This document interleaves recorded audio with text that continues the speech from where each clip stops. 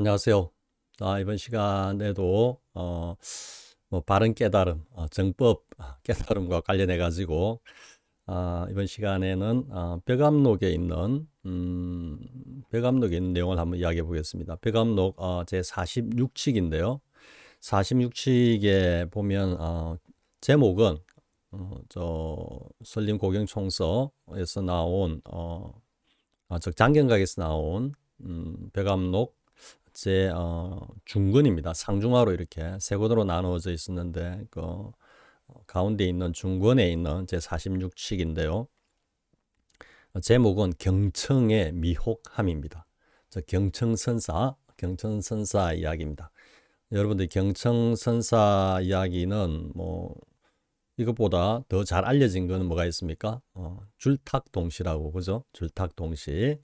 그러니까 이제 알에서 새끼가 깨어 나오려고 이렇게 쫄쫄거리면 그걸 이제 줄이라고 우리 뭐 의성어라고 할 수 있겠죠, 그죠?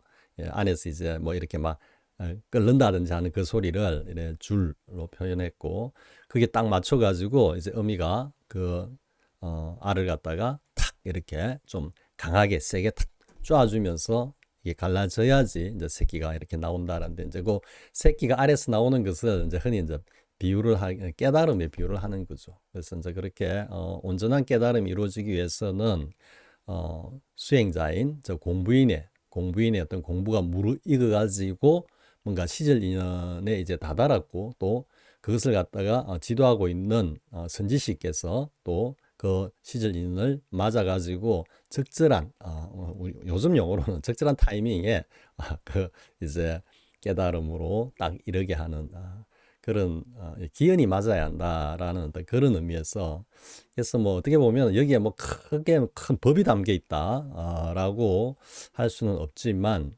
어쨌든 깨달음이 이르는 그 어떤 메커니즘에 관해 가지고 이제 공부인과 선지식 사이에 뭐 이게 이제 우리 뭐 축구로 이야기하면은 케미가 좋아야 된다, 서로 호흡이 맞아야 된다, 뭐 이런 어떤 측면에서 말씀하고 계시는 게 이제 그게 경청의 줄탁 동시인데요. 그것도 배감록에 있습니다.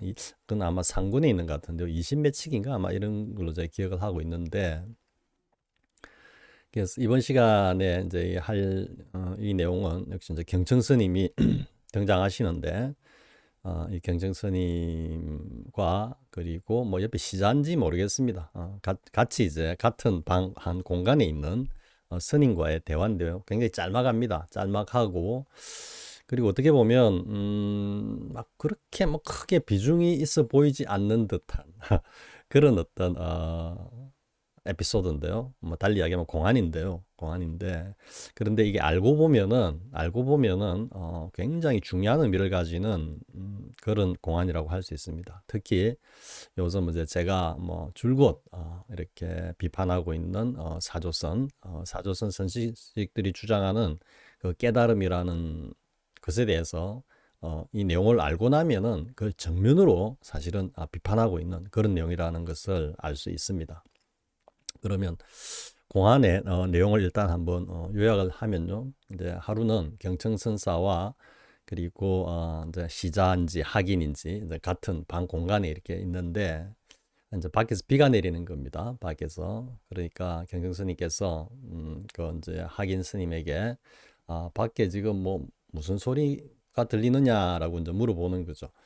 그러니까 이제 비가 오는 소리니까 빗소리입니다라고 학인 스님이 대답을 하니까 경경 스님이 그 말씀을 이제 듣고 이렇게 말씀을 하시는 겁니다. 중생이 전도되어 가지고 스스로 자기를 미혹하게 하면서 외물을 쫓고 있구나. 뭐 이렇게 이제 이야기를 하는 겁니다. 그러니까 중생심으로 전도가 되어 가지고 스스로 미혹해 가지고 밖에 어떤 외물을 쫓고 있다. 얼핏 이 말씀을 딱 들어보면은 뭐 그냥 빗소리를 쫓아서 빗소리를 했는데 이제 경경 스님께서 그렇게 말씀을 하시니까 하긴 스님은 이제 이게 당연히 이해가 안 되는 거죠. 당연히. 그러니까 그러면은 스님께서는 뭐라고 하실 겁니까? 그러니까 달리 이야기하면 스님은 뭐로 들립니까? 이제 이렇게 물어보는 거죠. 그러면은 빗소리가 아니면은 뭔가 뭐 무슨 소리로 들리는지 한 말씀 해 주십시오. 자, 이렇게 여쭙다라고 볼 수 있겠죠. 그죠?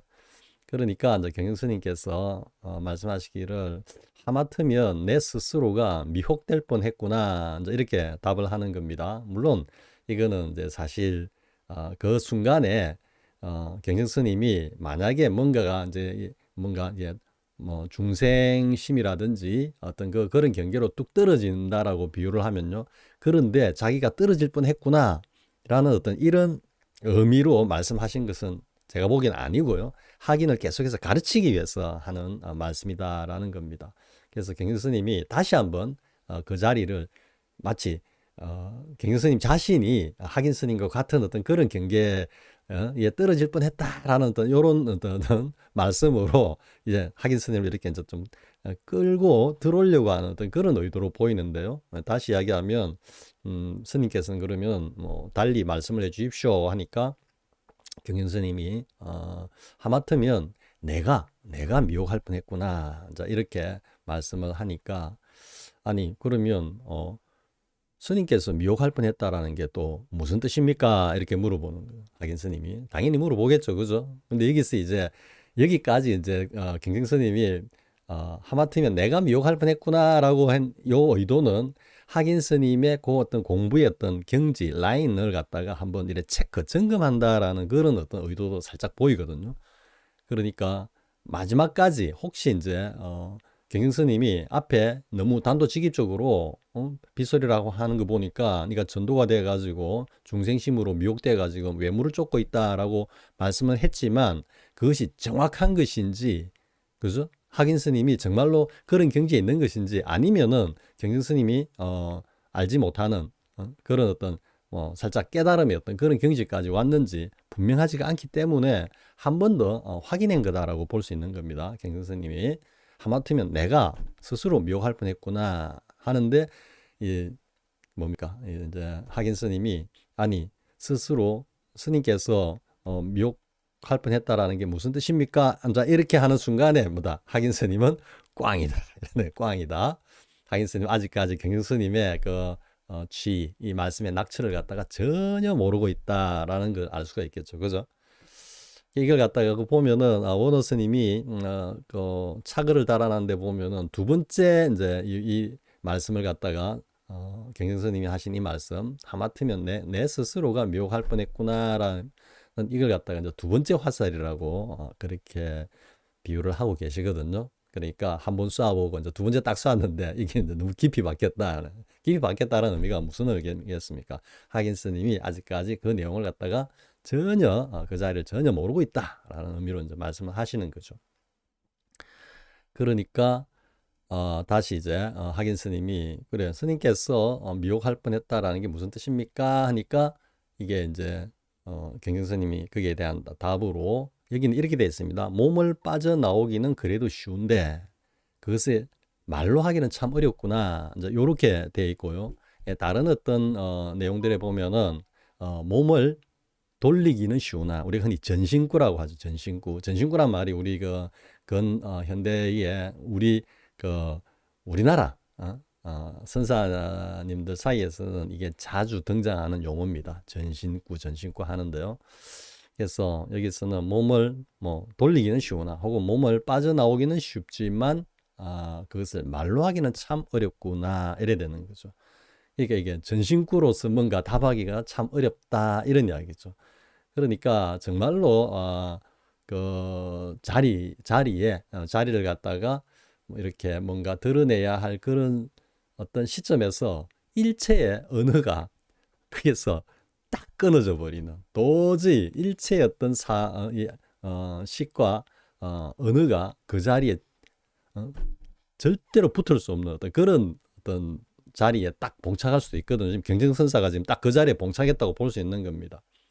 아니 빗소리를 했는데 그죠? 하긴 스님이 빗소리를 했는데 그게 돼 놓고 막 무한을 주고 타박을 주는 거죠. 그죠? 물론 그게 이제 법이 담겨 있는 겁니다. 지금 이 영상에서 하고자 하는 이야기가 그 지금 내용입니다. 그게 핵심입니다. 그러니까 빗소리를 했는데 뭐 중생심에 끌려가지고 미혹해가지고 뭐 외모를 쫓고 있구나 뭐 이렇게 이제 막 이야기를 하니까 하긴스님 입장에서는 아니 빗소리를 했는데 왜 저렇게 말씀하실까라고 이제 이야기를 하는 이런 어떤 사고를 가지게 되는 거죠. 어떻게 보면 이걸 이제 다시 한번 경생스님이 하긴스님을 갖다가 이렇게 제접하는, 그러니까 뭔가 이래 가르침을 주는 그런 모습이다라고 할 수 있는 거죠. 이해할 수 있는 거죠. 그러니까 여기서 이제 만약에 하긴 스님이 딱 그 자리를 갖다가 깨달았다면 경진 스님이 처음에 빗소리입니다라고 경진 스님이 물었을 때 밖에 무슨 소리가 들리느냐 했을 때 빗소리입니다 이랬는데 뭐 중생심에 끌려가지고 미혹해가지고 외모를 쫓고 있구나라고 딱 말씀을 했을 때 경진 스사가 하긴 스님이 딱 공부가 돼 있으면 그 말을 딱 받아가지고 다르게 뭔가를 팍 질렀겠죠. 그죠?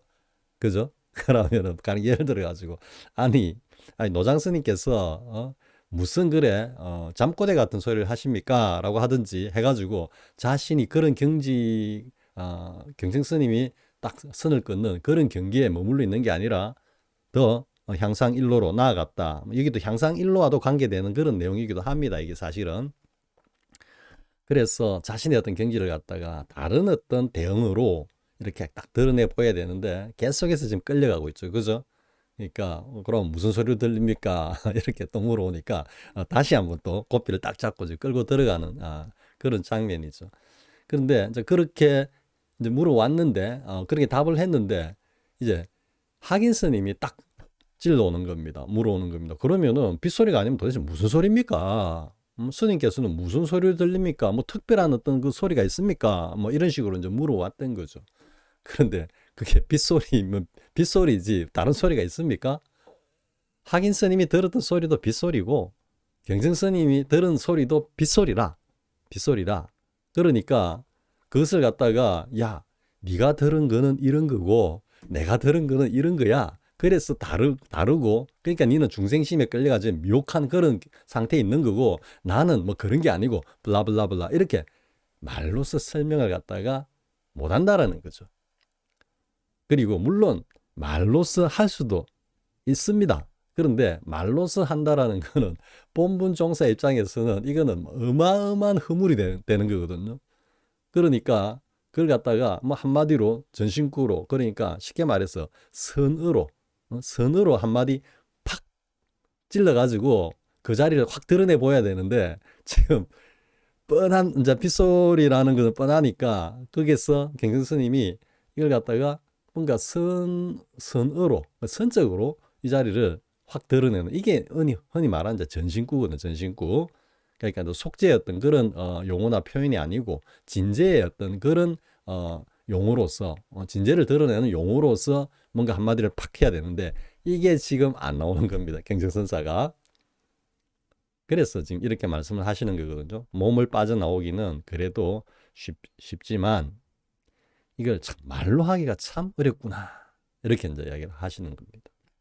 여기까지가 일단 이 벽암록 제 46칙 경청의 미혹함이라고 하는 이 공안의 본칙입니다. 본칙. 다시 한번 정리를 해보겠습니다.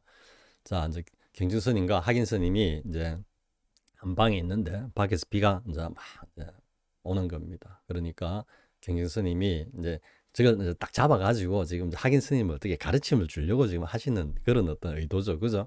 그러니까 밖에 무슨 소리가 들리는가 하니까 빗소리입니다 하니까 중생이 미혹되어 가지고 외모를 쫓는구나. 이제 이렇게 하니까 하긴 스님이 뭐 빗소리를 했는데 도대체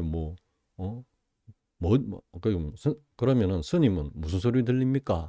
이제 이래 물어보니까 그 소리에 다시 한 번 더 이제 탁 코를 끼아가 끌고 들어가는 거죠. 하긴 스님의 그 어떤 경계를 확인하는 그런 의도도 있고요. 그러니까 긴 스님이 잘못하면 나도 미혹할 뻔했구나. 이제 이렇게 이야기하는 겁니다. 이게 내가 미혹할 뻔했다 이런 이야기가 그게 이 낙처가 있는 게 아니고 하긴 스님 어쨌든 끌고 들어가려고 지금 하는 겁니다.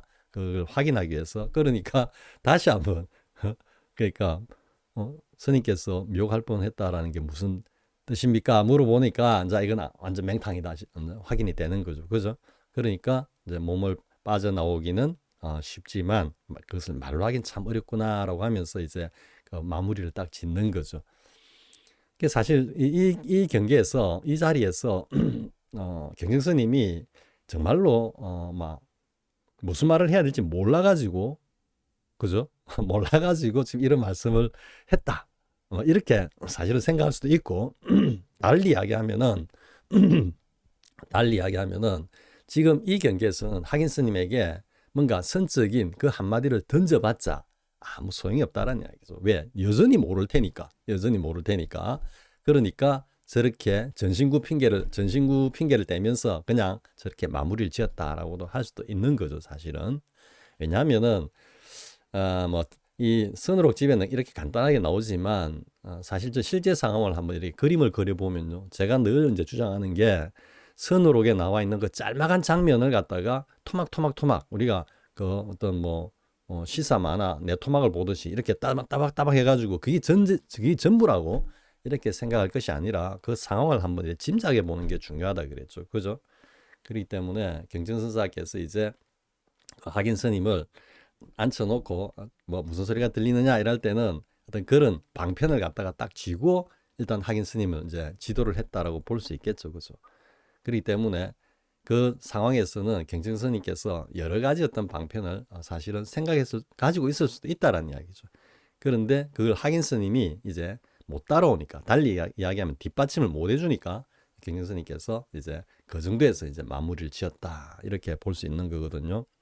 그런데 이제 지금까지 한 이야기에 이제 본론이 이제 시작되는 겁니다. 그러면 경정스님께서는 왜 하긴 스님에게 빗소리라고 했는데 왜 중생심에 미혹되어 가지고 외물을 줬는구나 라고 말씀을 하셨을까요? 자, 여기서 여러분들이 자, 이렇게 제가 이제 한번 뭐 숙제라면 숙제고 의문을 던지는데요. 자, 흔히 보고 듣는 이놈이 그놈이다 이랬죠. 그죠? 사조선들의 그 주장이 흔히 보고 듣는 이놈이 그놈이고 그놈밖에 없다. 그죠? 그러면서 우리 육신은 뭐다?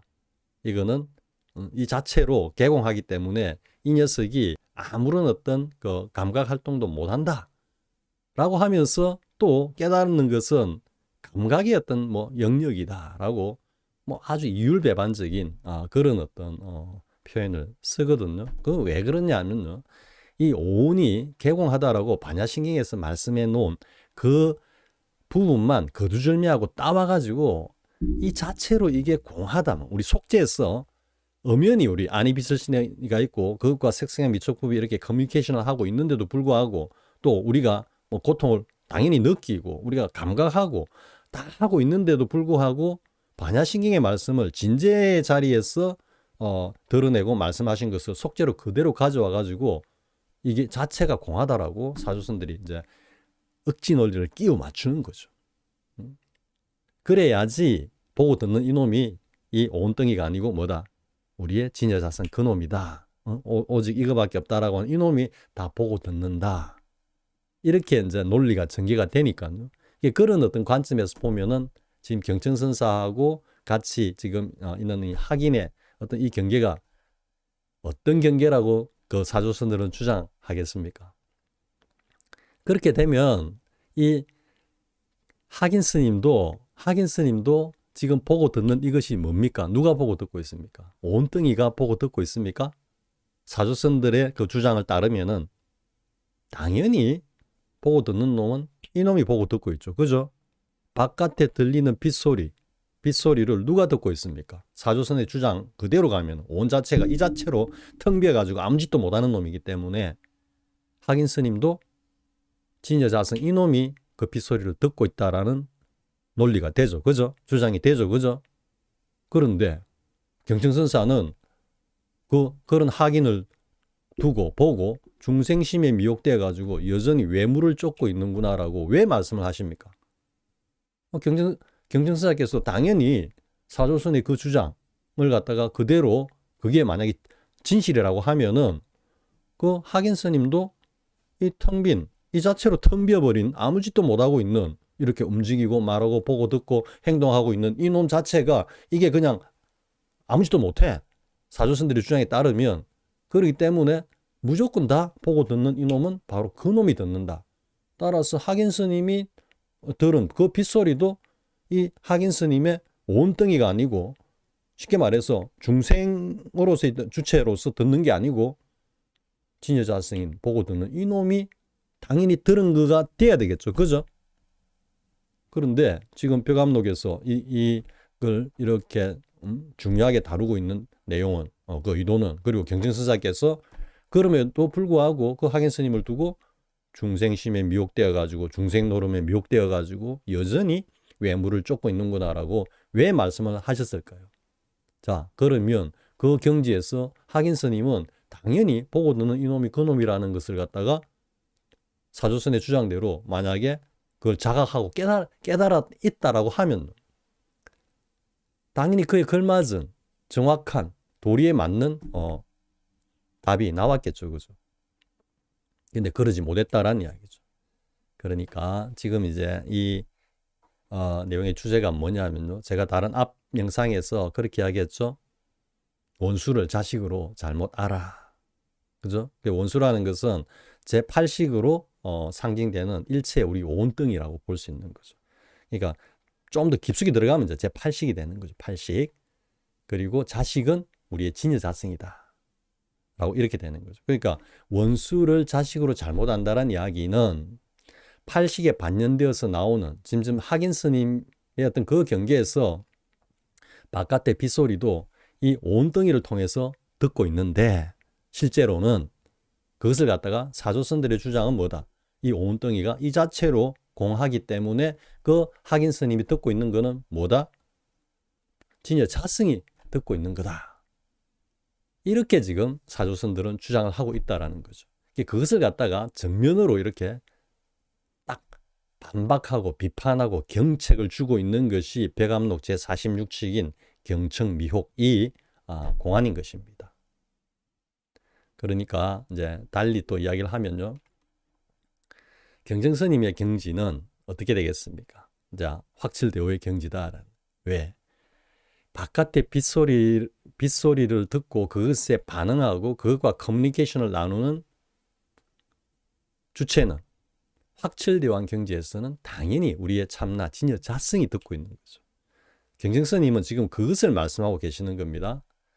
똑같은 빗소리가 들리지만 경정스님의 그 경지에서 확철대오의 경지에서 들려오는 빗소리는 이 우리의 어떤 아니빗을 신이가 그것과 소통하는 것이 아니라 이미 청정해진 6, 7, 8식을 갖다가 모두 공해가지고 그것이 진여자승이 현발되어서 나오는 그 경지에서 그 빗소리를 갖다가 수용하고 그것과 컨택을 하면서 커뮤니케이션을 한다는 이야기죠. 그러니까 똑같은 빗소리지만 경청스님이 선사가 듣고 있는 빗소리는 말 그대로 진여자승이 듣고 있다라는.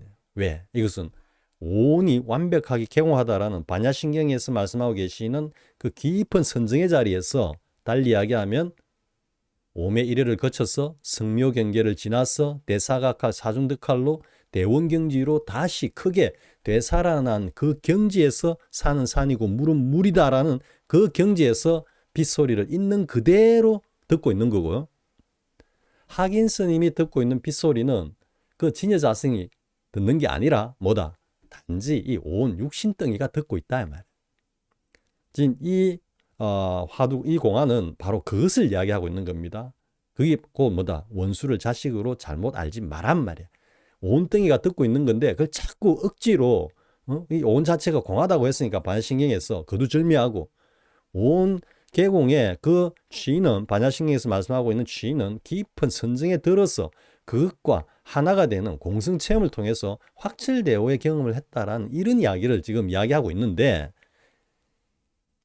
사조선에서는 그거 다 거두절미하고 무조건 반야신경에서 온 개공이라 했어. 그렇기 때문에 이 속죄에서도 이거는 겉으로만 멀쩡하지 겉으로만 이렇게 떠들고 손짓하고 막 하고 있지 이 자체가 공해 아무 짓도 못하는 거야. 일체가 누가 한다?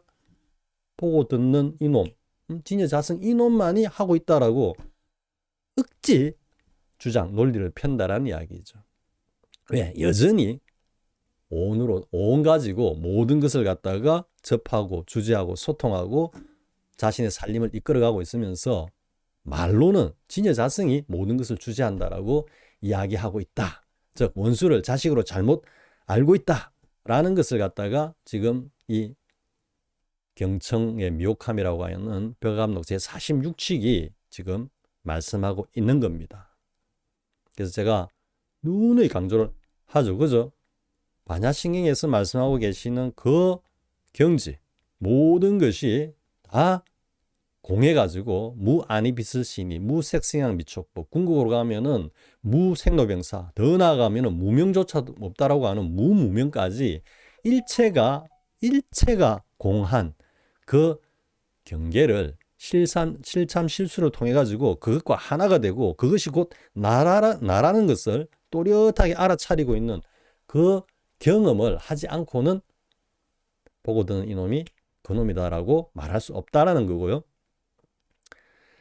그러니까 지금 이제 사조선들이 자꾸 뭐 보고 드는 이놈이 그놈이다, 이놈밖에 없다라고 주장을 하고 있지만 사실은 보고 듣는 사조선에서 그 경계에서 보고 듣는 이놈은 결코 진여자승 이놈이 아니라 단지 온덩이일 뿐이다, 이렇게 되는 거죠. 그리고 이제 사조선에서 이러한 어떤 저와 같은 주장을 갖다가 이렇게 이제 반론을 하는 그런 어떤 논리라 그럴까요? 이것 중에 이제 그 뭐 가장 중요한 것이라고 할 수 있는 것이, 사조선은 그러한 경험은 생겨났다가 이제 사라진다라는 이야기거든. 그런데 그 자리는 생겨났다가 사라지는 자리가 아니라 그랬죠. 석가세존께서 말씀하고 계시는 개유불성, 모두가 다 가지고 있는 그 자리를 확인하고 그것과 하나가 그것일 뿐이죠. 그죠? 거기서 다시 진제 자리에서 속죄에 돌아와서 그때에 확인한 나의 본성, 진여자성, 그 참나를 가지고 속죄의 모든 살림살이를 주재하기 때문에 뭐다? 그것이 곧 불행이 되는 거고, 그것의 가장 대표적인 모델이 누구다? 석가세존의 일대 행장이었다, 이런 이야기지. 확철대오를 바탕으로 하는 그것에서 현발되어 나오는 일체의 모든 문형과 응무소지 생기심으로 49년간 쫙 펼친 게 그게 석가세존의 행장이다. 그죠?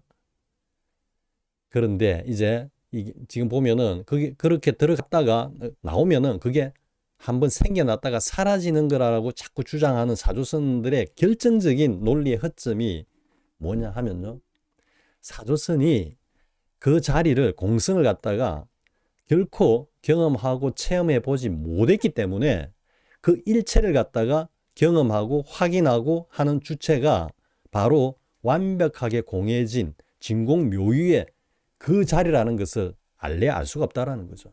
그러니까 자꾸 그것을 갖다 경험하는 주체를 누구라고 지금 자꾸 인시뉴에이터, 자꾸 그걸 갖다가 옆에서 이렇게 시사하느냐 하면은 결국은 온덩이가 그것을 갖다가 보고 경험하고 하기 때문에 그거는 사라지는 거다, 이런 지금 논리를 펴고 있거든요. 여러분 이해가 되십니까? 진제 자리에서 그 자리에 들어가면은 그게 사라지고 하는 게 아니거든요. 근데 이 온덩이가 자꾸 주체가 된다고 생각을 하니까 온덩이가 뭔가 경험한 거는 사라진다, 생겼다가 사라진다, 재행무상이다 라고 자꾸 하니까 그렇게 한번 뭔가 깊은 선정에 들어가지고 자신의 어떤 그 참성품, 진여자성을 갖다가 확인하고 나온 것을 자꾸 사라진다라고 이야기를 하거든. 그 주체는 자꾸 온덩이를 가지고 그것을 갖다 경험한다라고 생각하니까. 근데 이게 참 아이러니한 건 뭐라고 했습니까? 반야신경에서 온이 개공하다 했기 때문에 또 한편으로는 이 온 자체가 일체가 공하다라고, 그래서 이 녀석은 아무 기능을 못한다고 하면서 한번 그 아무 기능을 못하는 그 온덩이가 뭔가를 한번 조작해가지고 경험을 해가지고 한번 만들어냈다가 다시 그것에서 떨어져 나온다. 따라서 그것은 그러고 나면은 사라지는 거다라고 하는, 이거는 사실 모순이라는 말 자체가 부족할 정도로 완전히 실타래가 엉켜있을 정도로 자기 모순적인 주장과 논리를 펴고 있다라는 거죠. 왜 그러냐면은 처음에 자주 이야기하지만 이 옷의 단추를 잘못 깨잖아요. 그죠? 뭐, 심하게 이야기하면은 제일 윗단추를 제일 아래 구멍에다 그냥 끼워놨다. 이렇게 여러분들이 이해하면 되는 겁니다. 그러니까 이것을 갖다 다시 빼가지고 제대로 맞추지 않는 한은 그 상태에서 모든 전개하는 모든 주장과 논리는 다 그렇게 실타래 같이 얽힐 수밖에 없는 겁니다. 없는 겁니다. 그래서 그것을 갖다가 아는 안목에서 보면 정말로 뭐라 그럴까요? 막 표현하기가 민망할 정도로 스스로 자기 모순, 자기 어떤 자가 당착이었던 그런 수레바퀴, 다람쥐 쳇바퀴 돌듯이 계속해서 순환하고 있다라는 것을 분명히 볼 수 있거든. 자, 이번 시간에도 뭐 기성전 사조선 비판 뭐 이렇게 됐는데요. 왜냐하면은 이 부처님의 정법이라는 것은 그렇게 뭐 마치 애들 장난감 같이 가볍게 뭔가 아르마리로 뭐 생각하고 논리 주장을 폈다가 그게 좀 스스로 모순이 있다 싶으면 또 다른 모순된 주장 논리를 가져와 가지고 그것을 덧칠을 하고 이렇게 해서는 안 된다라는 겁니다. 그것은 정말로 대중들 앞에 나서서 어떤 법을 갖다가 이야기하는 그런 신분 입장에서는 정말로 조심하고 또 조심해야 되는 그런 것이기 때문에 제가 이렇게 지속적으로 그것과 관련해서 이야기를 하고 있는 것입니다. 자, 이번 시간에는 경청의 미혹함을 가지고요. 사조선들이 보고 듣는 이놈이 그놈이다. 이놈밖에 없다라고 하는 그 어떤 주장 논리가 실제의 그 자리에서 보면은 그것이 굉장한 모순에 빠져 있다라는 것을 다시 한번 지적하면서 영상을 마치겠습니다. 자, 수고하셨습니다.